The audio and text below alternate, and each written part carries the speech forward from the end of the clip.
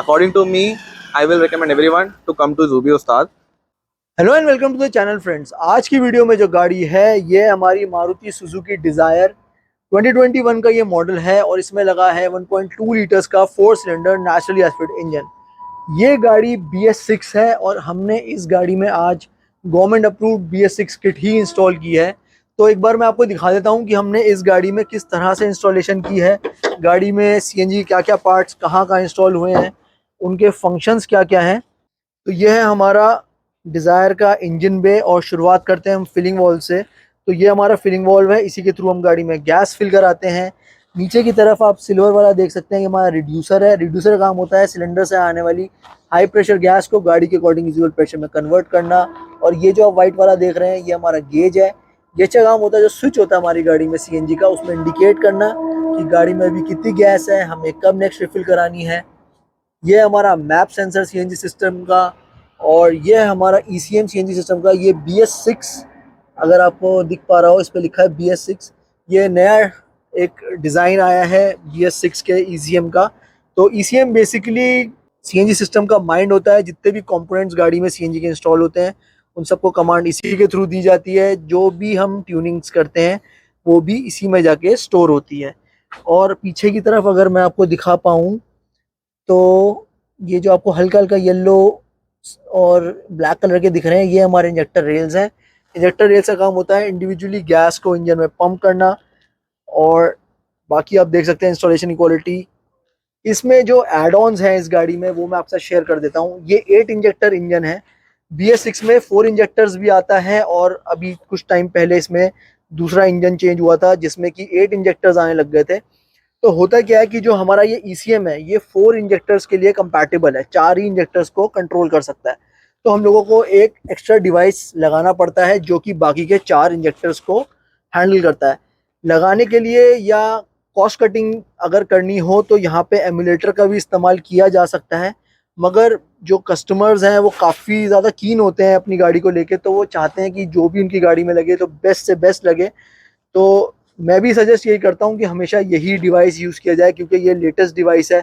Emulator थोड़ा सा पुराना टेक्नोलॉजी का है, तो मेरा प्रेफरेंस यही है कि आप इसी को इस्तेमाल करें। ये गाड़ी के बाकी के 4 इंजेक्टर्स को हैंडल करता है, 4 इंजेक्टर्स को ये हैंडल करता है, 4 को ये हैंडल करता है। तो ये तो हो गया हमारा सेटअप। अब साथ में ये हमने लगाया static advancer. Static advancer basically गाड़ी के क्रैंक सेंसर के साथ और थ्रॉटल सेंसर के साथ मिलकर गाड़ी की परफॉर्मेंस को इम्प्रूव करता है। बहुत से इंस्टॉलर्स अवॉइड भी करते हैं एडवांसर को लगाना, बट मेरा सजेशन ये है कि देखिए जो हमारा कंबस्टन चेम्बर है उसमें हम पेट्रोल की जगह CNG को पंप कर रहे हैं।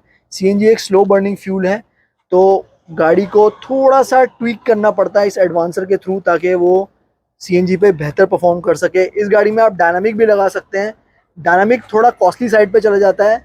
बाकी मारुति की गाड़ी में स्टैटिक भी बहुत अच्छा काम करता है, मगर आप डायनामिक लगाएंगे तो और बेहतर आपको परफॉर्मेंस मिल सकती है क्योंकि डायनामिक एक सॉफ्टवेयर बेस्ड एडवांसर होता है। वो गाड़ी के क्रैंक कैम थ्रॉटल और मैप सेंसर के साथ मिलके गाड़ी की परफॉर्मेंस को इम्प्रूव करता है।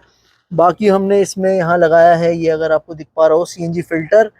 CNG फिल्टर क्या करता है, जो हमारा टैंक होता है CNG का सिलेंडर होता है उसमें वक्त के साथ ऑयल जमा होने लग जाता है क्योंकि जो हमारा CNG पंप होता है उसके थ्रू थोड़े थोड़े वेपर्स जो है सिलेंडर में ऑयल के जमा होते रहते हैं। तो वो ऑयल किसी भी तरह से हमारे इंजन ब्लॉक में ना जाए, तो ये फिल्टर उस ऑयल को रोकने का काम करता है। बाकी वायरिंग की क्वालिटी आप देख सकते हैं प्रॉपर्ली स्लीव्ड है। एक बार मैं आपको बूट स्पेस दिखा देता हूँ कि हमने इसमें सिलेंडर की प्लेसमेंट कैसी की है और कितना स्पेस बचता है डिज़ायर में सिलेंडर इंस्टॉल हो जाने के बाद। तो ये है हमारा डिज़ायर का बूट स्पेस और आप देख सकते हैं कितना स्पेस इस गाड़ी में बचता है। इस गाड़ी में 60 लीटर्स के सिलेंडर का अप्रूवल है, 60 मतलब 12 किलो। स्टैंड की क्वालिटी आप देख सकते हैं, प्रॉपर कंपनी फिट वाला स्टैंड है। हैवी क्वालिटी के हम लोग इसमें बोल्ट्स यूज़ करते हैं और जो नट्स हैं हमारे वो सेल्फ लॉकिंग नट्स हैं, अगर आप देख पा रहे हो। एक बार इनको टाइट कर दिया तो ये दोबारा खुद से कभी लूज नहीं होते। साथ में डक्टिंग भी लगाई है। डक्टिंग का काम होता है बाई चांस कभी ओवर फिलिंग हो जाए सिलेंडर में तो एक्सेस गैस जो है इस डक्ट के थ्रू गाड़ी से बाहर चली जाती है और आपके कैबिन में गैस की स्मेल नहीं आती है। साथ में इसमें ये बफर्स भी इंस्टॉल किए गए हैं। बेसिकली होता क्या है, जब हम सिलेंडर लगाते हैं गाड़ी में तो उसके वेट की वजह से गाड़ी थोड़ी सी डाउन आ जाती है और जो बॉडी रोल है वो थोड़ा सा बढ़ जाता है। तो ये बफर्स हमारे ओरिजिनल स्प्रिंग्स को एक्स्ट्रा स्ट्रेंथ देते हैं इस एक्स्ट्रा वेट को हैंडल करने के लिए। तो ये तो हो गई हमारी डिक्की की इंस्टॉलेशन। एक बार आपको मैं दोबारा से इंजन बे की इंस्टॉलेशन दिखा देता हूँ। आप देख सकते हैं कि अगर दूर से देखा जाए तो आप बता नहीं सकते कि इसमें सीएनजी इंस्टॉल्ड है जब तक कि आपकी नज़र इस फिलिंग वॉल पे ना पड़े। तो अब एक बार ओनर से पूछ लेते हैं कि उन्हें गाड़ी की परफॉर्मेंस कैसी लग रही है। तो सर, हमने आपकी डिज़ायर में जो गवर्नमेंट से अप्रूव किट है जो अब आई है BS6 की, वो इंस्टॉल की है। साथ में थोड़े से एडॉन्स भी में इंस्टॉल किए गए हैं। तो काम सारा आपके सामने हुआ।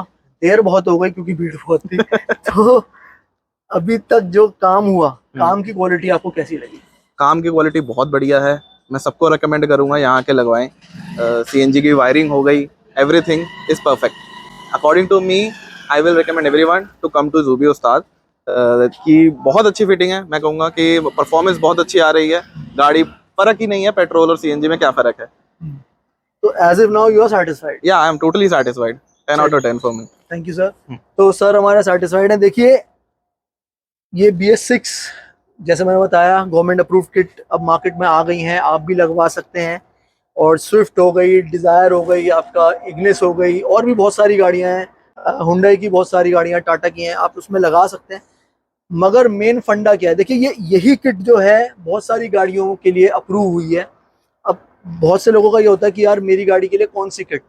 तो हर वीडियो में काफ़ी सालों से मैं यही बात बोलता आ रहा हूँ, देखिए जितनी भी गवर्नमेंट अप्रूव किट्स हैं वो बहुत अच्छी हैं। सारा खेल आपका इंस्टॉलेशन का है और इंस्टॉलेशन के बाद आपकी ट्यूनिंग का। अगर आपने बहुत सुंदरता से आपने इंस्टॉल कर दिया और चीज़ों को आपस में कैलिब्रेट नहीं किया या कुछ इशू आ रहा है, आप उसको नहीं समझ पा रहे कि क्यों आ रहा है, तो कोई फ़ायदा नहीं है इस खूबसूरती से इंस्टॉल करने का, इतने सारे एक्सेसरीज लगाने का, एड ऑन्स लगाने का। ये फ़िल्टर भी लगा दिया, ये भी लगा दिया। और इस गाड़ी में जो हमने वायरिंग की है वो सोल्डरिंग वाली की है।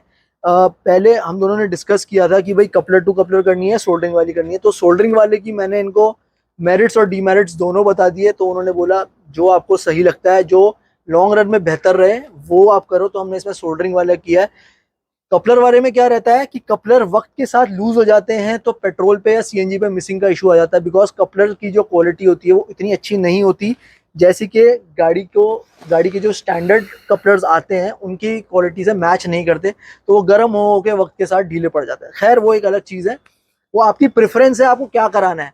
तो मेन जो फंडा है, आप कपलर टू कपलर भी करा लो, XYZ सब कुछ करा लो, बट अगर गाड़ी की ट्यूनिंग सही नहीं है तो गाड़ी आपकी अच्छे परफॉर्म नहीं कर सकती।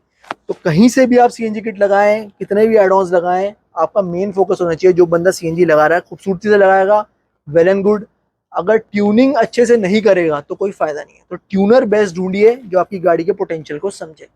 तो इसी के साथ मैं इस वीडियो को यहाँ खत्म करता हूँ। अगर आप मुझसे कनेक्ट करना चाहते हैं, कॉन्टैक्ट करना चाहते हैं, तो व्हाट्सएप पे भी, इंस्टाग्राम पे भी कर सकते हैं। और अगर आपको ये वीडियो अच्छी लगी तो इसे लाइक करिए, शेयर करिए, मुझे सब्सक्राइब करिए और बेल आइकन दबाना ना भूलें।